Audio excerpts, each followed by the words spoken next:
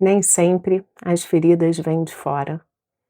Muitas vezes, assim como no meu caso, as feridas vêm de dentro da nossa própria casa, né. No meu caso, as feridas vieram da minha mãe. Eu cresci ouvindo palavras de maldição, palavras que me feriram profundamente. Eu ouvia repetidamente palavras que me diminuíram, palavras que por muito tempo determinaram quem eu era e o que eu fazia da minha vida. Determinaram, por muito tempo, inclusive minha vida profissional, minha vida amorosa, porque eram crenças limitantes que foram colocadas na minha mente por muitos anos, muitos e muitos anos. Eu sei que, eu tenho passado por um processo de cura há muito tempo, desde que eu me converti, há 26 anos atrás.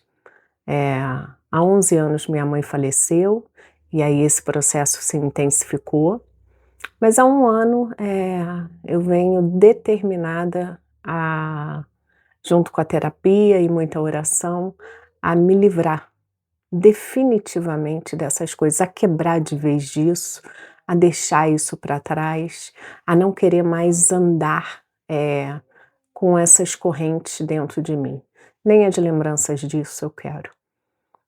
E por que isso? Porque durante muito tempo isso me trouxe dor. E revisitar esse lugar, de vez em quando ainda me causa dor. Porque foram palavras ditas pela minha própria mãe. Lá em Provérbios diz que a vida e a morte estão na língua, né, no poder da língua. Como é que é? A vida e a morte estão no poder da língua. E eu encontrei a morte saindo da boca da minha própria mãe. É muito difícil isso. Chegou um momento da minha vida que essas sentenças se tornaram uma verdade. E eram tão verdade assim que eu acreditei na minha vida que eu não servia para nada. Porque era isso que eu ouvia, né? Frases do tipo: "Você não serve para nada, você não adianta fazer nada profissional porque você não vai conseguir". Eu fiz concurso em 2002, porque passar em um concurso sempre foi o meu sonho, e ela sempre dizia que não adianta tentar, porque você não vai conseguir. Eu queria passar numa faculdade federal, você não vai conseguir. E só de falar isso, muitas vezes eu nem tentava, né. E isso foi muito limitante para minha vida. E porque por outro lado me fez ficar, eh presa a ela, né. Eu acho que essas palavras, só serviram para me fazer ficar dependente emocionalmente dela. Então, por anos eu vivi debaixo desse jugo. Eu cresci e vivi por muito tempo ouvindo essas palavras: "Você não serve para nada, você é mole, você não faz nada direito, você é gorda, você não vai casar com ninguém, ninguém vai te querer, você faz tudo errado, você, não devia estar aqui, seu pai não queria que você nascesse, você só nasceu porque eu quis". Teu pai não te ama, tua madrinha não te ama, eles só amam tua irmã. Eh, a gente acaba acreditando nisso, né. Essas coisas viram uma verdade na nossa vida. E eu me lembro que uma vez eu estava no processo ainda de conhecer igrejas, né, para me nesse primeiro passo para a conversão, ainda era novinha, cheguei numa igreja e o pastor pediu para falar comigo no final, e quando eu fui ouvir o pastor, ele me disse: "Minha filha, você tem noção do quanto Deus te ama?". E era tão difícil acreditar nisso, que eu era amada pelo Senhor. É, eu cresci acreditando que eu não era amada, que nem para isso eu servia, para ser amada pelo Senhor. Isso é tão difícil a gente querer ser assim, é tão doloroso. A gente A gente deixa de viver muita coisa, porque a gente acredita que não tem potencial para elas, mas a gente tem potencial para conquistar o mundo. No Senhor a gente pode tudo. no Senhor. O Senhor quebra esses ciclos. E é isso que eu tenho feito já há algum tempo, há alguns anos, trabalhado na terapia, em oração, para quebrar essas palavras na minha vida, para vez ou outra eu revisito esses lugares do meu passado, essas falas, para ir me curando de todas elas. Não permito mais que isso tenha um poder sobre a minha vida. O Senhor quebra toda maldição, Jesus já levou sobre ele toda maldição, isso não tem mais poder sobre nós. Que toda palavra de maldição contrária sobre nós caia por terra sobre mim e, caso se for o seu caso, também sobre você. Eh, que esses ciclos se encerrem, que caiam por terra, pelo nome de Jesus. Deus nos cura, Deus nos trata. Jeremias 30:17, vou ler aqui. O Senhor diz: "Farei cicatrizar o seu ferimento e curarei as suas feridas."